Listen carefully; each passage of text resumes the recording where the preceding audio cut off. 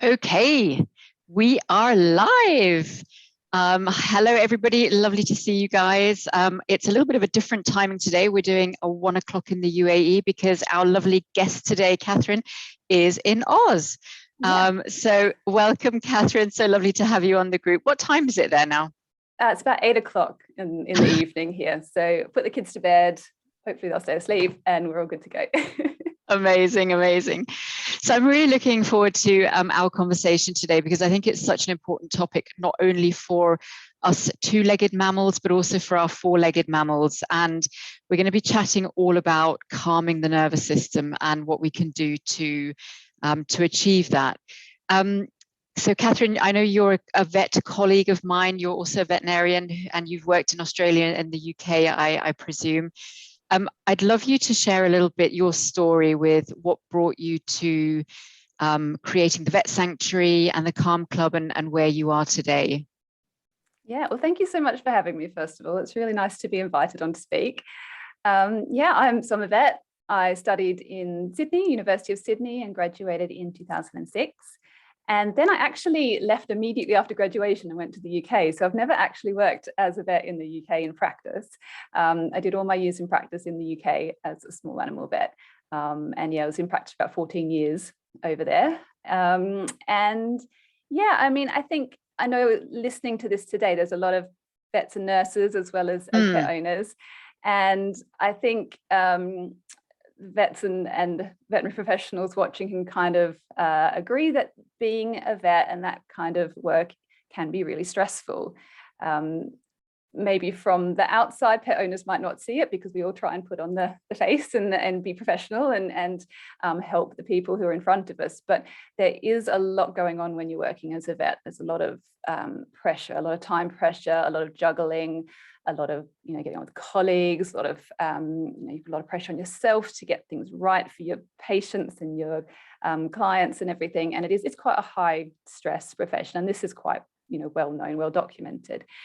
And for me, I always wanted to be a vet ever since I was like 7 years old. It was, I was one of those kids that just knew they were going to be a vet, and I worked so hard to get there. Worked really hard all through school. And when you get into vet school, the amount of exams you have to pass is so intense. It's so much hard work to get to actually say, hey, now I'm a vet. And you kind of go into practice and you're like, oh, it's really hard. Okay, but I've had the training. All right, I'll get better. This is fine. Let's crack on. And you get experience, but it doesn't ever, I found, it never really seemed to get easy, because as you learn more and you get more experience, you learn new levels of detail, and it's that new devil thing. I kept waiting for the time where I'd be able to walk into work and just feel at ease and feel like I had everything under control. But just the way veterinary practices are, that pressure was continuous, even as I did further study and everything like that. And I think, I became a pretty good vet, really. But I always going into work had that feeling of, am I going to be enough today? Am I going to be able to step up for everybody? Am I going to be able to cope with this? And I had a family as well, young children, which add into that mix of juggling when you're a mum trying to work as well. And got to the point where I was just kind of hanging on, just white knuckling it, getting through. Still wanted to be a vet desperately, still loved it, but the pressure I was finding really intense. And this was when 2020 came along. And that 2020 for everybody was just so much, for so many reasons. But for me, the main thing that happened when we had all our lockdowns, because in the UK we had mega lockdowns, all my coping strategies just got taken away from me. So all the things I used to do to try and get time to myself, to decompress so that I'd stop feeling under pressure from everybody else's demands that I felt that I had to fix. So I used to cope by having time to myself, and that all got taken away when you're homeschooling and your husband's working from home and you've got everyone. So I got to the point where I hit a wall and I had a full-on breakdown, full-on physical and mental breakdown. And it just came out of the blue. I mean, I say that when I look back now, I can see it wasn't out of the blue. It was sort of 10, 15 years coming. But it literally was, I got home from work one day, thought, oh, I've just had the most awful day, had a bit of a cry, exhausted, and then couldn't get up again. Like my body went, right, if you're not listening to what I've been trying to tell you for the last however long, I'm just going to stop you now. And yeah, it just shut me down, and I couldn't, support my own weight. I had to got put to bed, stayed there for a week, and yeah, I couldn't really communicate with people. And that was really what started me on this fascination with how stress affects us and how our body and our mind is connected. Because I didn't want to be like that. In my head, I wanted to keep going. I was going to push through. I was stressed to the eyeballs, but I wanted to push on through because I didn't want to be the person who let anybody down. I kind of was bullying myself into, come on, you've got to keep going. And so I was, like, what happened in that I was so determined to keep going, but something pulled the plug on me. And that's really why I started researching, mostly to help myself recover. But then as I was recovering, realizing that this is stuff that everybody needs to know, the way that our behavior and our psychology is so intrinsically linked to our physiology, and how we are biological systems and we have biological substrates. We have certain, enzymes and hormones and things that go along. And when we push that system too far, we start to break. And so I started off a group called the Vet Sanctuary, which was basically a place to get vets and all veterinary professionals together to talk about things like stress and mental health and well-being and just looking after ourselves a bit more. So I've got a Facebook group, which all vets and nurses and everyone in the veterinary team is welcome to join. And I also started Calm Club, which was specifically for those of us in the profession who wanted some tools. And it's the tools that I found that helped me the most in my recovery. We can talk about what some of these are in a little bit, but things that have got plenty of science behind them, things that have worked for so many people around the world, and simple things, really, really simple things. I thought the way to get out of the stress I was feeling was to work harder. I thought that was the direction I had to go, was to narrow my world down and just concentrate on that job and just work. And so when actually the answers to feeling better was totally different to that. So that's what we're doing now. That's amazing. And I think so many of us veterinary professionals can absolutely resonate with your story. I mean, myself, I've had sort of a similar type of burnout episode twice in my career, once when I was still working in the UK and then once when I was working here in the UAE. And the second burnout episode I had was when I was already a practice owner. So it was much more difficult to, kind of walk away from that. And it took me probably 2 years, I would say, to kind of lift myself back out of that. And I wish that the Vet Sanctuary had already been in existence then. Unfortunately, it wasn't. Yeah. But I would have. That's why I started it, because I was like, this is what I wish was there for me when I was going through it. So yeah. Yeah, exactly. But I think also from from what I do now, which is, looking at sort of animal behavior and mental and emotional health in pets, exactly what you just said, it's such a huge thing. We are all of us mammals work relatively similarly in terms of how our nervous system works. And, that whole trinity, and that's why I called my company Trinity, the trinity of mental, emotional, and physical. It's such a big thing, and they're all interconnected, and, one affects the other. If your physiology is doing something, it's going to affect your behavior, and it's also going to affect your cognition and how you see the world and how you make choices and all that kind of thing. And when I was going through my sort of burnout moments, now in hindsight, I often look at reactive dogs and I think, yep, I know exactly how you're feeling. Yeah, a bit more sympathy for them, right? You're like, you can't be making decisions right now. Yeah. Exactly. Yeah. And it's, and that's why I think it's so important to, absolutely look at coping mechanisms. And I think, us as veterinary professionals, that's one group. But I think also if you're a pet owner or a pet guardian who's living with an animal who is experiencing behavior challenges, that's stressful. That's also stressful to deal with, because it doesn't affect, potentially just the pet and yourself. It affects the family. It affects social relationships.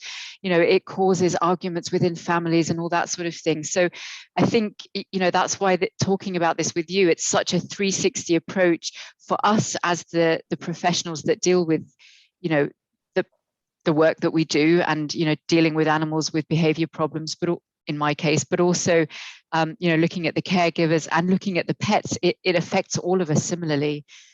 So it's such an important thing to think about. And calming the nervous system is something that I've been thinking a lot about for my patients in the last sort of period of time.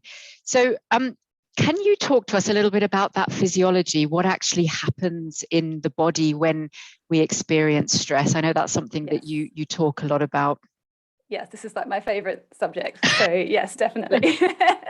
Because when I got an understanding of this, when I kind of, and I'll kind of try and explain sort of the framework of our nervous system in terms of our psychology and our physiology, and how we move up and down these physiological states. Because once I understood that, so much made sense. And I stopped blaming myself for just being a failure or not tough enough, not good enough. I went, oh, actually, no, I was in a really appropriate state for my physiology at that point in time. So the way I like to explain this is kind of to start off in the middle. So I'm going to describe a bit of a hierarchy of states that we move up and down. And I like to start in the middle because it's the place that most of us are familiar with. So I'm talking about our sympathetic response, our sympathetic stress response, which is our flight-fight response. So if you're not familiar with the sympathetic, parasympathetic words, sympathetic just means we're in that fight-flight response. So it's when usually kicks off first with a bit of adrenaline. We all know that feeling and how quickly that can just pop us into that stress mode. It's followed up by cortisol, which is takes a little bit longer to come in. Your adrenaline's like ready to go. It's like on a trigger hair, ready to get shot out into your system. Whereas your cortisol, you've got to put it in a little bit of a order for cortisol, and then you get it, and then it lets you sustain your stress response for a bit longer. And it activates us. So it primes our body and our brain for action. It's an action-taking state. So this is obviously through evolution, the thing that has kept us alive. We would not be here tonight if our ancestors hadn't had a fantastic sympathetic stress response that let them get their muscles ready for running away or fighting whatever threat there was out there. Okay, so it's an absolutely beautiful system that we have. But the problem we run into in 2022 is that this is a system that was designed for several thousand years ago. The way we used to live pre-technology, even a lot of the civilization that we have. This was a system that was designed to get turned on when there was immediate life threat, let us deal with that, and then get switched off. What happens now is that we are constantly seeing threat around us. Our society, our world, threat and this feeling of danger is all around us. It comes from worrying about, the environment, climate change. It becomes worrying about, oh, my children doing enough homework. It comes from, oh, did that person, their tone of voice, did that mean that they are upset with me? It comes from, oh, I've got to remember to pay the electricity bill. All these, it just, it's constant. We pick up our mobile phones now and we do this. And it's like, oh, bad thing, bad thing, bad thing. You're not safe, you're not safe, you're not safe. Constantly, we take it to bed with us, this thing, and we look at it before we go to sleep, and we pick it up first thing and look at it. And our brain doesn't get a rest from these signals of threat and danger. And our brain's main job is to keep us safe. That is its number one job. Your brain does not care if you are happy at all. Happiness is just a byproduct for the rest of life. Your brain's only job really is to keep you safe and keep you alive. So it responds to every little thing. And we can't actually stay in that sympathetic stress response forever. We run out of the ability to stay there. All the chemicals that need to happen, all the hormones, etc. We kind of, when it's not designed just to stay there forever, and we run out of the ability to stay there. So what we do when we can't stay in our sympathetic stress response for any longer is we go back into our parasympathetic mode. But there's actually two ways that we can enter that. The way that we want to enter it, go back into parasympathetic mode, is via our vagus nerve, the ventral branch of our vagus nerve. So this is the biggest parasympathetic nerve we've got in our body. It goes from the brain all the way down around the neck, the throat, the chest. It innervates our heart, so it could slow our heart rate down. Goes below the diaphragm into your gut, has a massive network throughout the gut. And most of the abdominal organs as well have some connection with the vagus nerve. So it's this major information superhighway between the body and the brain. And it has a dorsal part and a ventral part. Remembering that's not just scientific folk in this audience. Dorsal just means, you know, upper, and ventral means lower. It's just from where they come out of the brainstem. So we want to re-enter our parasympathetic mode via the ventral vagal route, because what that route lets us do is fall back into our healing state. It gets our immune system back on again. It switches our digestive system back on again, so we can get nourishment and energy. It allows the parts of our brain that to do with connection to light up. So it lets us relate back to other human beings and other nervous systems. We get a lot of our regulation as humans from other nervous systems. We look around to each other for cues of safety.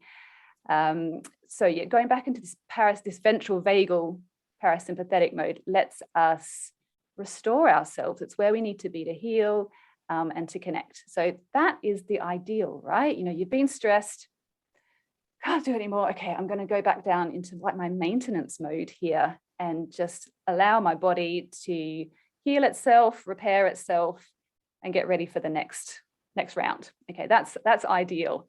The other thing that can happen though, and this is what tends to happen when we have just been either under too much intensity of stress, like all in one go, or our stress has been going on for too long, is we head up into our dorsal vagal mode of our parasympathetic nervous system. And this is our much more ancient, primitive part of our vagus nerve. And it initiates really a bit of a shutdown, a dissociation. So it's the same as the freeze response. So we know this, you know, we have fight and flight to get us away from things. Sometimes when things are too intense, a lot of mammals get pushed into this freeze response. It's also quite a reptilian thing to do, just freeze. And what that is a protective mechanism. You know, your brain is there getting all these inputs from your senses, internal and external, about all the badness. There's so much badness. And it's like, okay, well, I've tried to do the sympathetic thing. I've tried to run away. I've tried to fight it off, but it's still coming at me. Well, what can I do? Oh, I know, I'll just stop listening. And it just turns everything off. And we see this in animals, often quite a physical response. So, you know, the typical thing is the little mouse that's been chased by the cat. Cat grabs the mouse and brings it back inside for the family and drops it on the carpet when you're trying to watch telly or something. And you're like, oh, great, there's a dead mouse on the floor. I better do something about it. You go to, you know, pick it up and it jumps up alive and runs off under the fridge or something, you know, because it wasn't dead. It was just in this dorsal vagal shutdown. It had gone into protective mode because it was pretty sure that it couldn't run away anymore and it couldn't fight off the cat. So the way it was trying to protect itself was just to turn everything off except the very vital parts that kept the brain alive. Everything else could pretty much stop. So that's like physically what happens. And I think that's a little bit what happened to me when I had my breakdown. I just couldn't really get the body going anymore. In humans, what we also see more so than the physical shutdown is our emotional shutdown. We get to the point where we just can't be processing these stressful emotions anymore. And to protect ourselves from that, we dissociate. So we become quite numb. And you know, again, this is something that really happened to me, and I see it quite a lot in people now. I can recognize it. Is you go from the point of being all stressed about everything, or what can I do? How can I fix it? La, la, la, to there's no point. I can't fix it. You go into a place of despair, and the hope just goes, that lack of agency, like nothing I do makes a difference. What's the point? And you feel like you have no choice and no ability to change your situation. And in a way, yes, that can be helpful and protective of your brain. You're no longer feeling all this stress and like you have to act on it. But it also cuts off all your happiness and all your joy and all the good feelings. You just can't feel anymore. You get so numb. So that's kind of framing, where we are with our nervous system. We kind of are supposed to slide up and down this all three things. So it's a bit of a hierarchy. Ideally home base is our ventral vagal system, where we're all connecting and healing and relaxing and everything's fine. Then, there's a threat. Okay, I'm going to get activated in my sympathetic mode and, sort this out. It's an action taking mode. And hopefully once I've sorted it out, I can then slide back down to ventral vagal. But, if I can't do anything about it, I'm under threat still, I'm going to go into this other protective mechanism, which is our dorsal vagal shutdown, because that's actually the only way I can cope right now.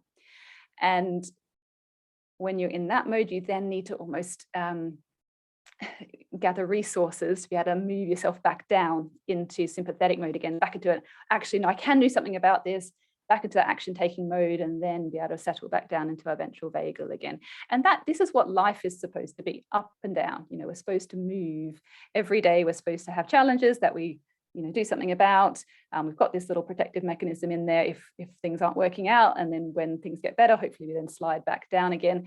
But what tends to happen, like I said, with this constant threat message we're getting, is we get stuck in that sympathetic mode, and we just stay there, and every day is stressful, and it has so many health implications as well. If we're not down in our ventral vagal system very much, our immune system really doesn't function very well. You're much more likely to get autoimmune disease when you're constantly stressed. We see this in our animal patients as well, right? Stress is major. I'm thinking about, cats getting cystitis, etc. It contributes to cardiovascular disease. It contributes to all sorts of other, health issues that impact your quality of life as well as length of life. So being able to gather skills to, I think the first bit is being able to identify where you are on that spectrum, and then gather skills to help you show your body the signs of safety that it needs in order to be able to negotiate these different states is really what we need to learn. Yeah, no, absolutely. And that all makes so much sense and very eloquently put.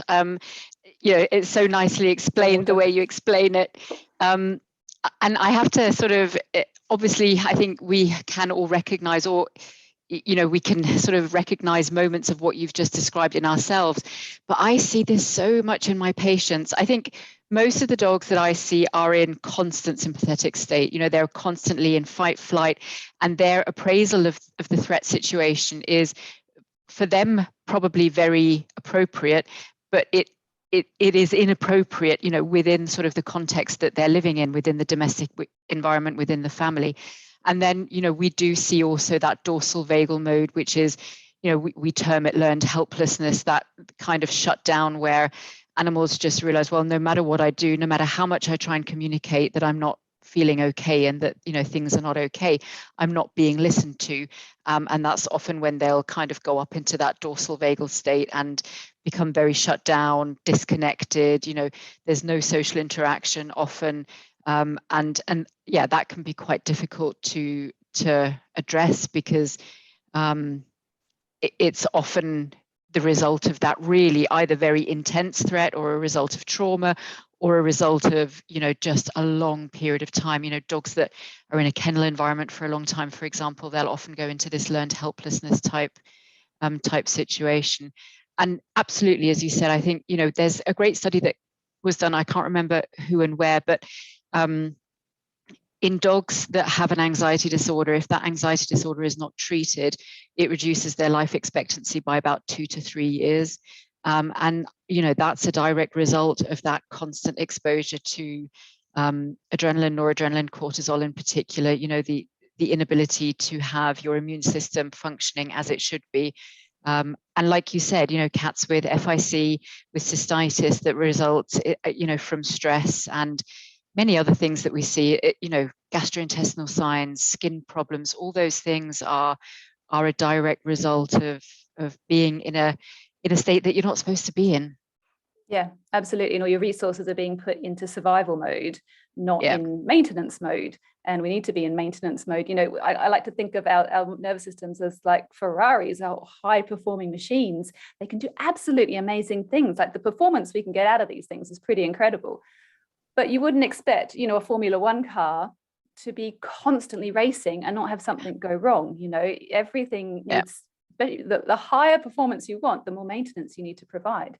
And a lot of us are out there flogging ourselves constantly and not realizing that actually we just need to restore ourselves from time to time. Otherwise we are going to break. Yeah, no, absolutely. And I'd love to hear, so what are some of the skills that you discovered that, to get you back into that ventral vagal system? Did you find that are they very universal? Do they apply to everybody, or are there some things that, so for example, I'm thinking about myself. So the thing I do to restore and repair myself is, spend time with my horse. So are there things that are very individual, or are there some things that are very universal to all of us? A lot of it is quite universal because we all have the same nervous systems and the same physiology, but obviously we've got our own personalities as well. We put our own flavor on it, if you like. So, spending time with the horse, that's another, horses are fantastic for this sort of thing because they don't, what a horse feels is what you get, what it is what you get. They can't really put on a show. And so you are directly kind of communicating nervous system to nervous system about, and they respond to threats to their safety quite dramatically. So, yes, they do. Yeah. So they are tuned into where's the monster, right? Everywhere you go with them, there could be a potential monster. So when they're in that really chilled out parasympathetic state, they're definitely there. They know, they're there in the field, half asleep, it's lovely. And your nervous system just resonates with that, So horses is great. We can do it with other people as well, well-regulated people. If you can find some well-regulated people, that's the only problem. That's the challenge. We're all a little bit stressed, and so we think, you can go both ways. But finding other nervous systems to connect to. Connection is really, really important. We know that people, elderly people who don't have any social connection, they're dying earlier, and they're not dying from illness, they're dying from loneliness just because they don't have that social connection. Our nervous systems need connection. So that can be, just having a good friend to chat to, being part of a sporting team. Animals are brilliant for this. The problem with just relying on that, though, is if you're already up in that dorsal vagal mode where you've dissociated and you can't, feel anything, you're a long way away from being able to connect. So you kind of need to be able to bring your body down into that parasympathetic mode yourself first, and then when you're there, grab hold of those connections and really make the most of them. So there's a variety of things like actual body work is quite important. By that I mean trying to reconnect your brain to your body, because we do dissociate when we get in stress and we start to feel separate from our bodies. So actually doing things like mindfulness exercises where you deliberately direct your attention down into various parts of your body, and spend time with your attention in your physical body, is a really good way of helping reconnect up this system. Similarly, things, there's a lot out there with just movement and just moving your body, actually get that engaged. It's why yoga works so well, because that's kind of getting the body and the mind to work together through the breath as well. So that kind of thing. Speaking about the breath, actually doing breath work exercises. The breath is like this little gift we've all got that we don't use. Our breath is always with us. You've got to breathe no matter what you do, but the way you breathe can be really powerful in how it affects the nervous system. There's one particular technique I teach everyone in Calm Club as soon as they walk in the door, and it's a breathing technique which helps you actually slow your heart rate down. It engages the vagus nerve. Your vagus nerve slows your heart rate. And it's the direct counter to your sympathetic response, which gets your heart going faster. Your vagus nerve then slows it back down again. And just through breathing techniques, you can actually turn your vagus nerve on to slow down your heart rate. And that then you have the benefit of the vagus nerve working in all the rest of your body as well, and dragging you back into that parasympathetic state. So you definitely can do that. So yeah, kind of getting the body involved is really important. It's not all up in our heads. And I'm trying to think of ways that this relates to animals, but I mean, animals kind of know about the body and the way the body can soothe. They love just being stroked. Yeah. They will lean in for some more. They will get yeah, their ears absolutely. involved. And there are actually a few sort of techniques that kind of reconnect that parasympathetic system. One of them is the Bowen technique. So I have a great friend here in Dubai who does Bowen technique massages for horses and for people. And she's actually starting companion animal Bowen technique as well. And it's a series of sort of body touches, almost, massage touches, trigger point stimulation that re-engages that ventral vagus system and that reconnects the parasympathetic and that kind of initiates the body's own healing system again. So that's one thing that, because, as you say, that I think there are a lot of things, breathing techniques, although it is possible to teach animals to inhale on cue, and we found that engaging their olfactory bulb and their sniffing system more has been really, really helpful. And Tellington touch, that's another thing to stimulate the parasympathetic system. So, I think you're absolutely right. We have to kind of think a little bit outside the box, because we can't, consciously say, okay, let's do this breathing technique together. But there are different ways in which we can try and engage some of those systems. And those have become a really big piece of my treatment plan for all of my patients, is trying to find ways to tap into those, parasympathetic states that rest and digest more. And just on a personal note, I had actually a really interesting experience last weekend. I was feeling quite stressed about everything that's going on in the world at the moment. I sort of felt, gosh, we're just reaching the light at the end of the tunnel with COVID. And then, now we have this war in Europe that's going on, which is quite close to my home country of Germany. And, I was feeling quite stressed about it. And I actually went to the gym and worked out. And the difference I felt after a 45-minute workout was like, I almost couldn't believe it. And I sent a message to Libby, who's also kind of listening in today to our chat. And I said, I can't believe it. The difference that has made in releasing some of the endorphins and some of the, increased breathing and all that sort of thing was really quite astounding. So, everything that you're saying makes perfect sense. Absolutely. I mean, I wanted to go back to what you're talking about, some of like the Bowen technique and T-touch and stuff. I mean, other similar things in people use EFT or tapping, where we're tapping like trigger points to try and release energy through that. And that it all sounds a little bit like, a little bit woo-woo, but actually more and more evidence is coming in that these things do actually have an effect in the brain. Acupuncture, acupressure, all of these sorts of things. Like it was a bit of a revelation to me when I was looking at all this stuff, that it's not just our nervous system that does the signaling in our body. We have a lot of other signaling things that go on, all our hormones, obviously, and proteins and all sorts.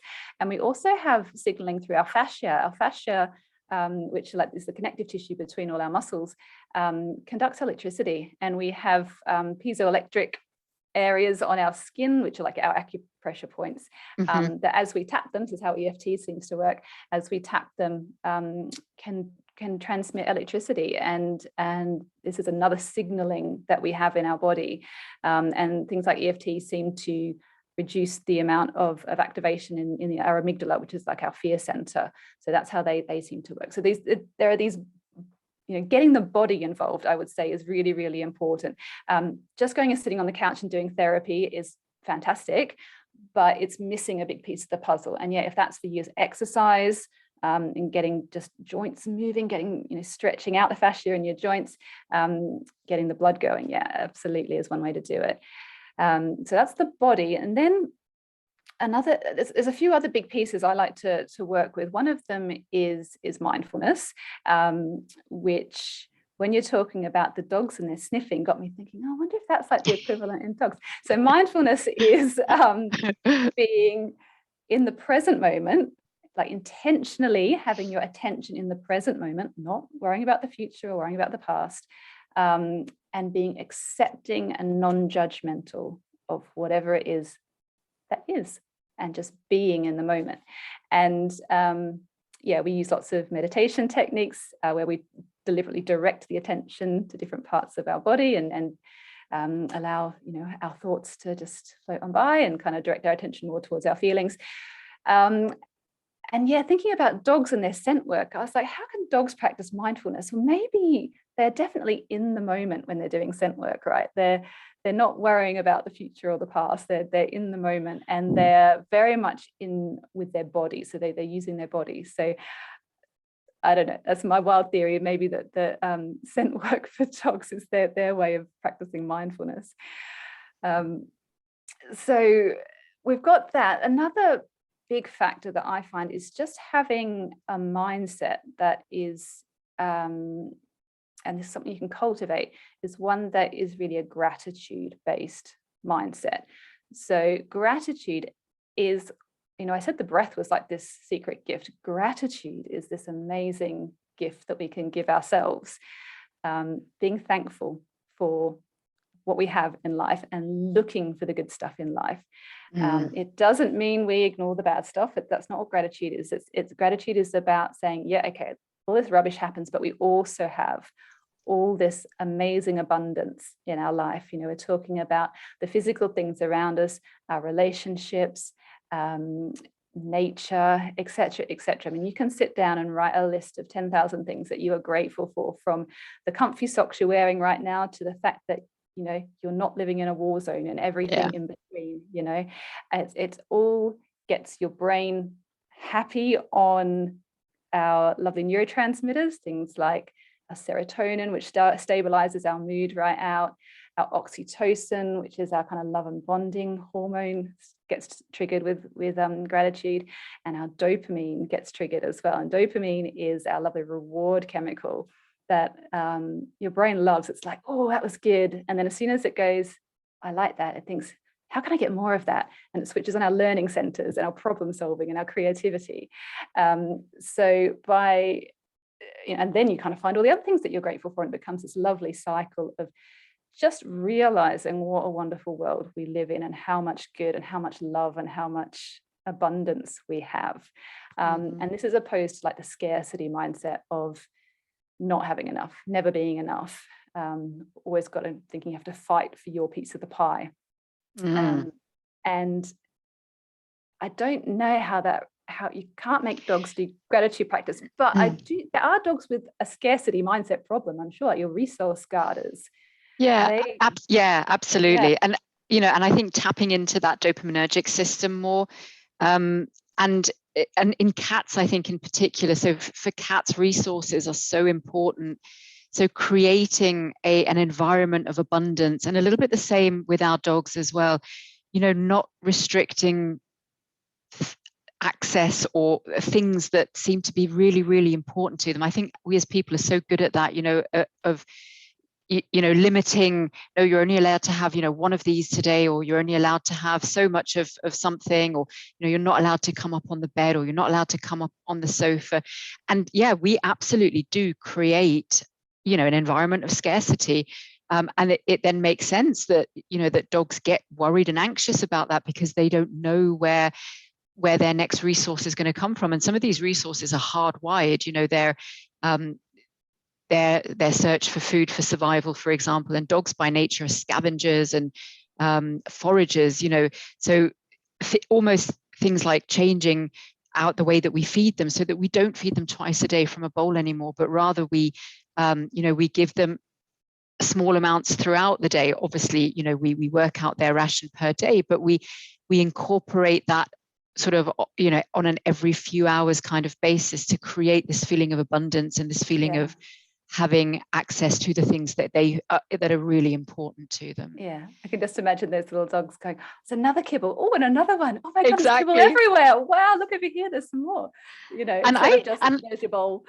Yeah. Exactly. And I do think that cultivates gratitude, because you getting it, and it also kicks into that problem solving piece, of feeding something from a Kong or from a licky mat or from a food puzzle toy. And, the success of solving those puzzles releases dopamine. And then we start to kind of get into the sort of nervous system state that we want to be in, really, rather than being in a sort of, anxiety driven scarcity, which taps back into sympathetic fight flight. I need to be protective and defensive of.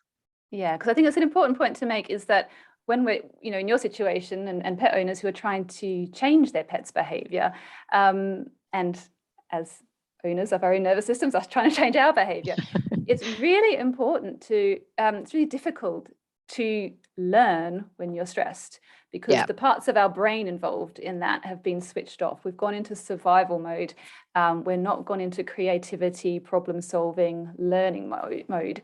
So when we're trying to, teach new skills, I'm thinking about, when you're at university and you're under pressure and stress trying to cram for exams, that's not a good way to learn. You need to be in really down in that ventral vagal parasympathetic mode to have the right parts of your brain switched on for learning. And I can definitely see that in my patients when I was in practice. The dogs, the dogs that are scared aren't listening. And there's some studies, Stephen Porges, who's done a lot of this work on the polyvagal theory, which is just having a dorsal and a ventral vagus nerve being active. He did some work on facial expressions and how we interpret facial expressions when we're stressed. And interestingly, when we are in a stress state, we misinterpret things. So sad faces can look scared to us.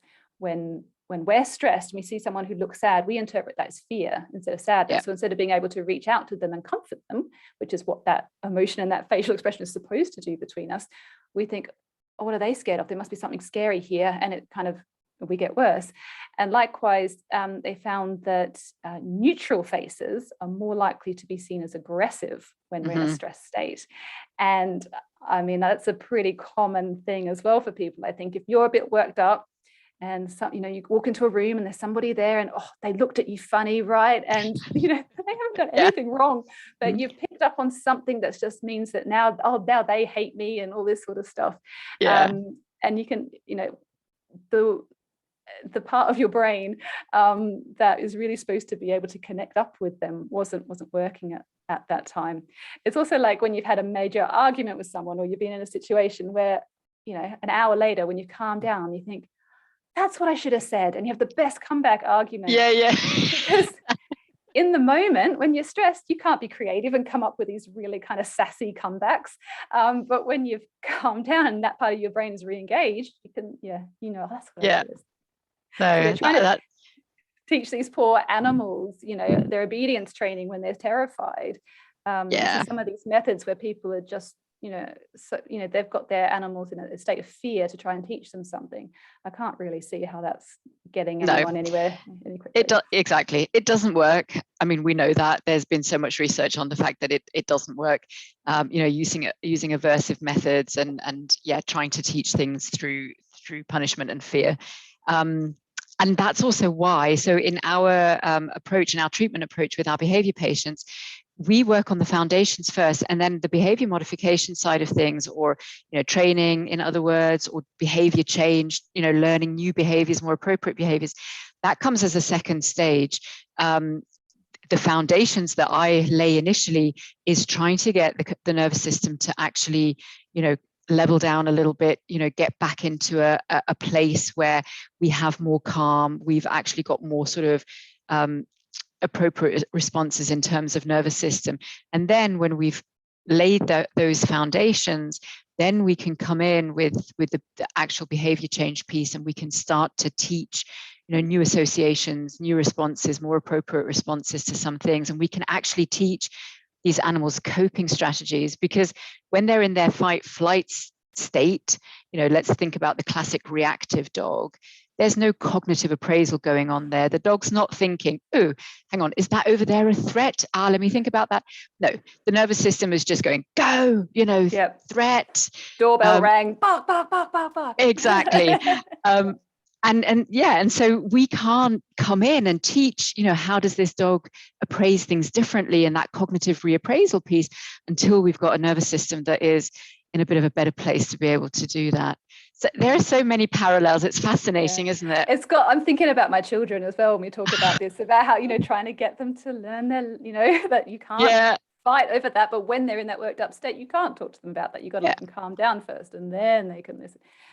So yeah, we've all got the same nervous systems, right? Yeah. The last thing I wanted to talk about, which we haven't yet, and is one other piece that I do a lot with Calm Club, is sleep. And sleep is something I think, definitely when I was in practice, I never really thought about it in our pets, but certainly with us, if we don't have enough sleep, we find it very, very difficult to manage our emotions. We need to, sleep is not just resting, it is restoring ourselves. Our brain needs, it's actually a really active function that your brain does, where it flushes out all sorts of toxins and rubbish, all the peptides that have built up over the course of your awake hours. It's a really vital function. And if we don't get enough sleep, enough quality of sleep, it's very, very difficult to regulate our emotions and our nervous system. And once you're well rested, you can just face the world a whole lot better, right? And it got me thinking about sleep in our pets. Yeah.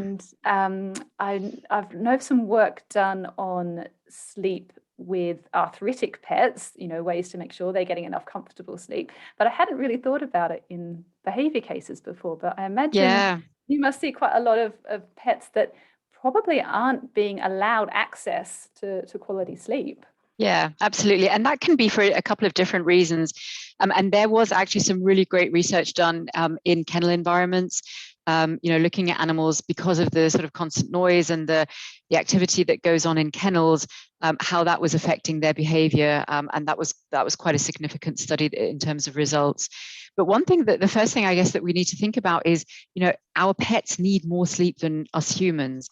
So if you think about cats and dogs, cats in particular, we sort of say 14 to 16 hours, potentially even more, especially for younger animals.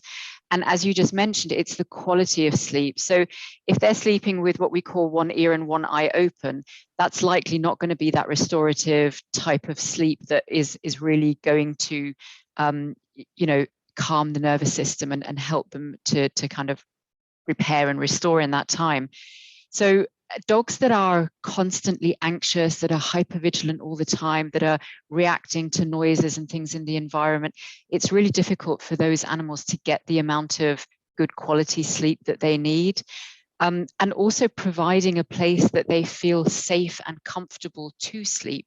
So if that animal doesn't have a safe place, or if when they're in their safe place, you get the kids coming in and jumping all over them, or, people constantly walking past, then that also doesn't make for good quality sleep. So that's a really important piece that we talk about a lot.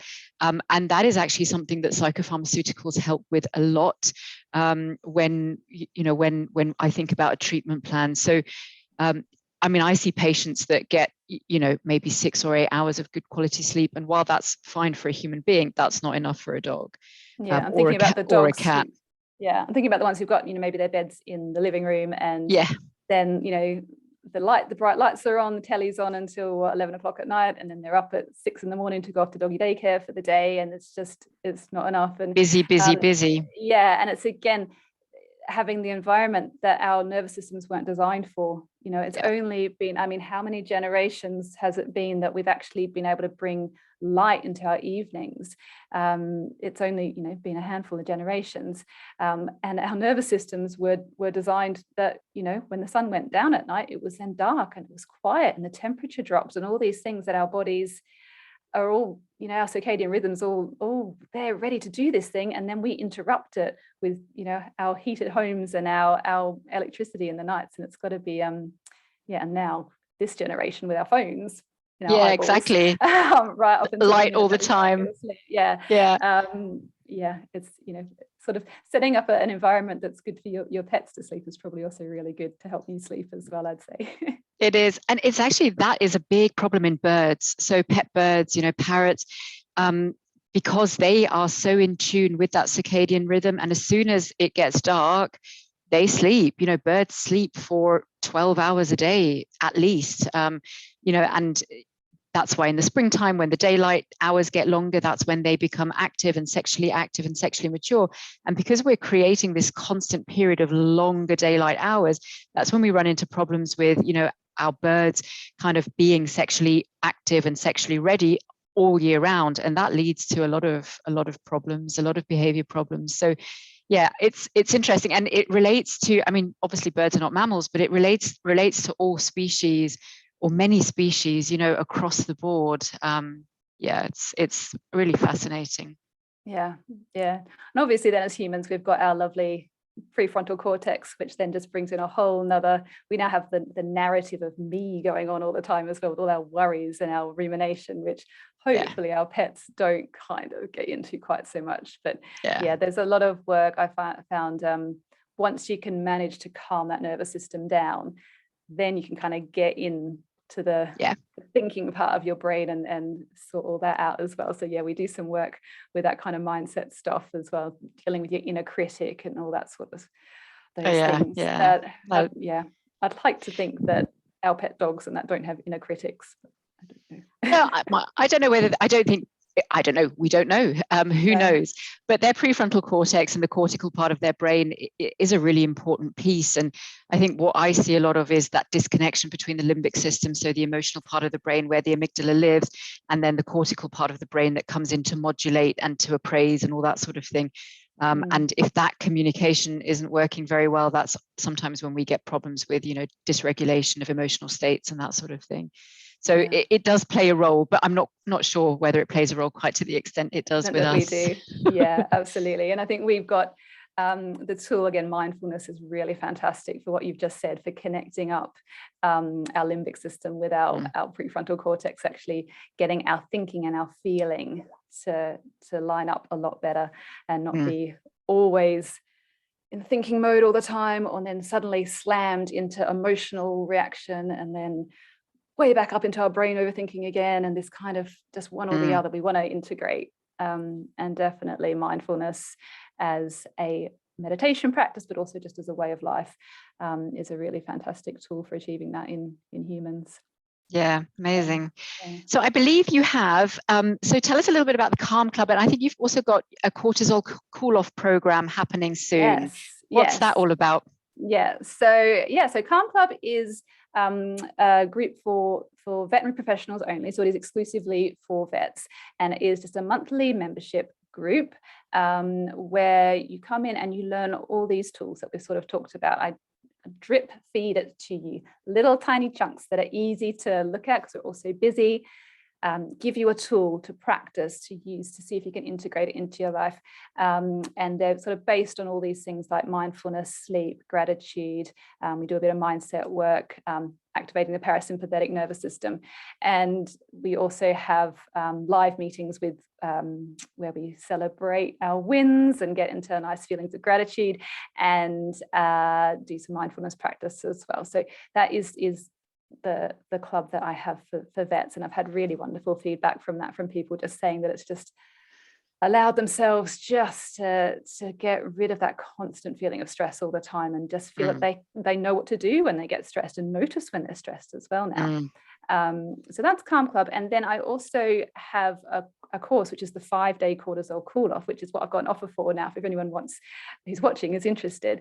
So this is a course I did end of last year, and I've got the recordings available for anyone who wants to purchase them, and I'm offering 25% off for anyone watching this. We'll pop a code. Actually, I wonder how we'll do this. Basically, if you go to my website, which is www.thevetsanctuary.com, you will find. I'm just going to put that in. So the vetsanctuary.com. Let me just type that in here. www.thevetsanctuary.com.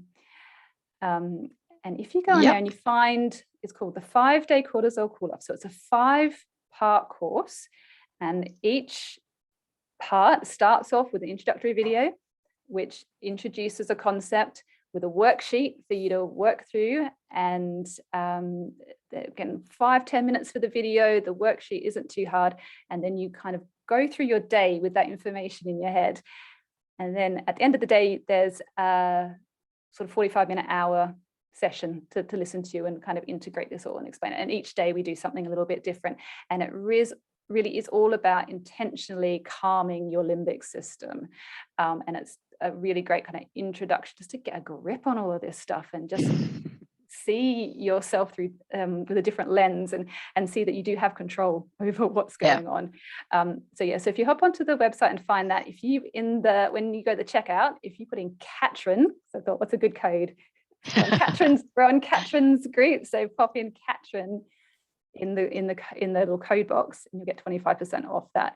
And I've got that available I've got 10 slots I can do that for. So yay. Whoever wants to think, oh, actually this sort of stuff is really interesting, I want to learn a little bit more, especially about how it relates to me. And this is available for anyone.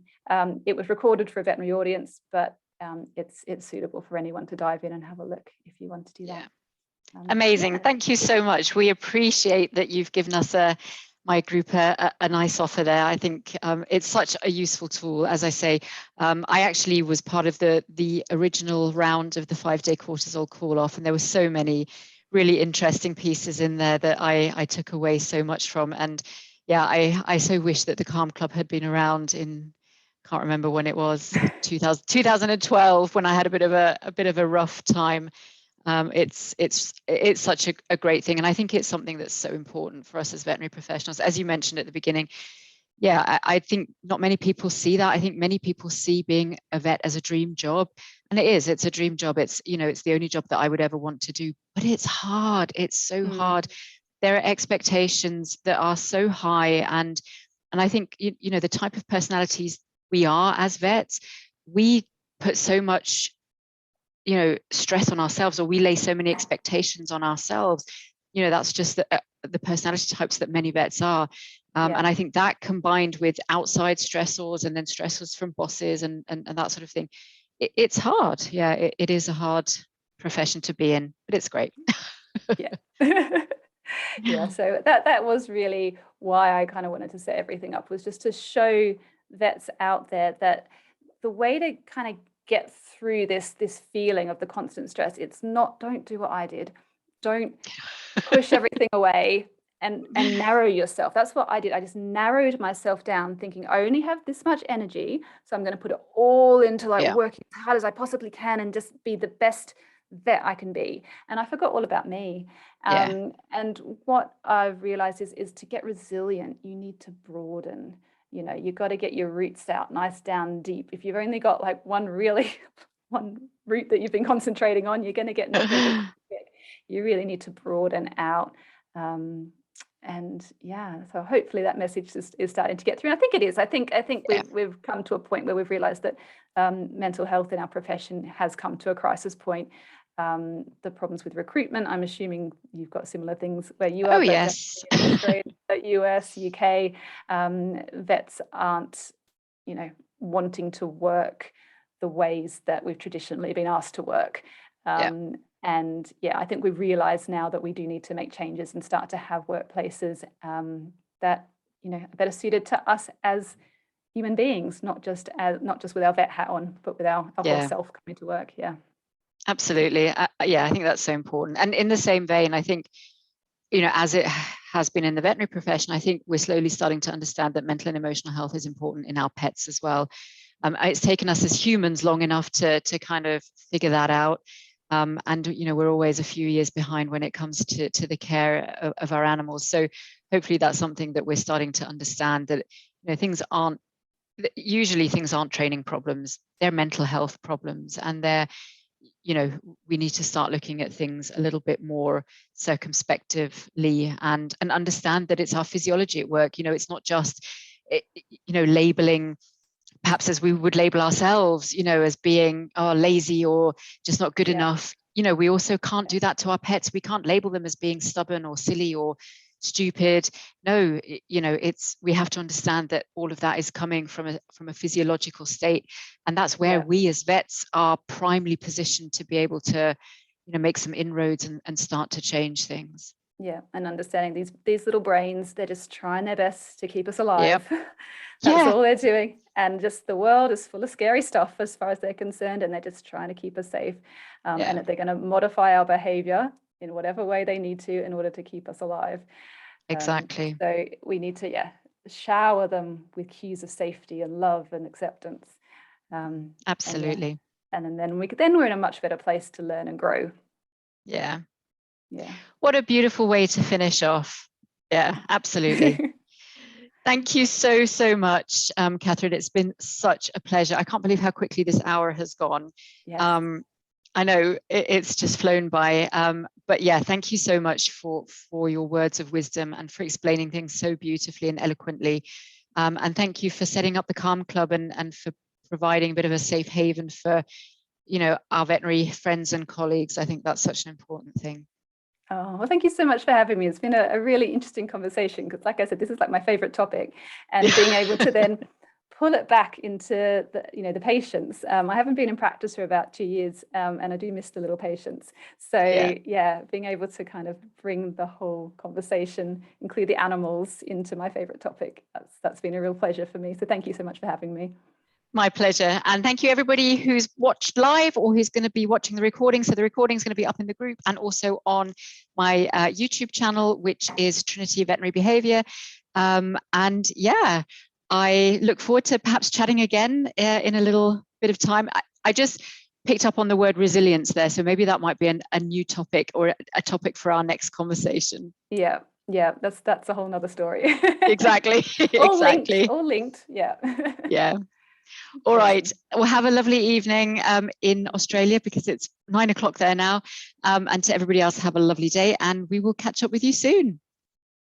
Take care. Bye. Bye. All righty. We are off live. That was awesome. Awesome. That was really fun. I like that. Yeah, that was such a great conversation. All the connections. It was really cool. Yeah, perfect. Well, so I've put your offer in, so on the actual Facebook group underneath the chat, I was typing that in. Okay, let me quickly read the comments back to you. So there's lots of people that have commented. This was so interesting to listen to. Thank you very much. Lots to think about. Michelle, who's one of my other vet behavior friends from Canada, she said, thank you so much for this interesting conversation. Libby says, hello to both of you, fabulous creatures. And then I've put so your website's on there, the 5-day cortisol cool off and the awesome discount code. So yeah, all on there. Lovely. All righty. How fun. I know that was good fun. Have a lovely evening. And yeah, it's been really great to collaborate. Actually, it's so good to kind of, I think, do things this way, find ways of collaborating with each other. Absolutely. And yeah, I'd love to talk about other topics that come up in the future. Yeah, definitely. I'm actually, I've signed up for some resilience training. I've got like a positive psychology group that I do some little modules with. So I've got that coming up soon. So yeah, once I've kind of worked through that, then maybe it'd be a good time to hop on and talk about some resilience as well. Yeah. Yeah, sounds perfect. Yeah. All righty. Have a lovely, lovely evening. And you too. Let's stay in touch. Yeah, thank you so much. It was really, I really enjoyed it. Thank you. Perfect. Great. Me too. Right. Take care. Take care. Bye.